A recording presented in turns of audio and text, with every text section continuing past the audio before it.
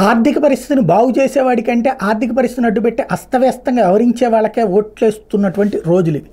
దానికి సజీవ సాక్ష్యం దేశంలో లక్షల కోట్ల రూపాయలకి దేశానికి సంబంధించిన సంపదని సృష్టించినటువంటి నరేంద్ర మోడీకి బలం తగ్గింది. అట్లాగే ఆంధ్రప్రదేశ్లో జిఎస్డిపి గ్రోత్ భారీగా ఉంటే భారతదేశంలో టాప్ 5లో ఉంటే ఇక్కడ ఓడగొట్టినటువంటి పరిస్థితి ఉంది.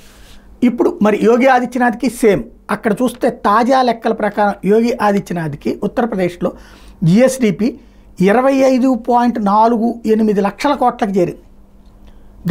గత ఏడాది 22-23లో 22.58 లక్షల కోట్లు, అది ఇప్పుడు 25.48 లక్షల కోట్లకు చేరింది. అంటే ఆదాయం ఆ మేరకు పెంచుకొచ్చాడు.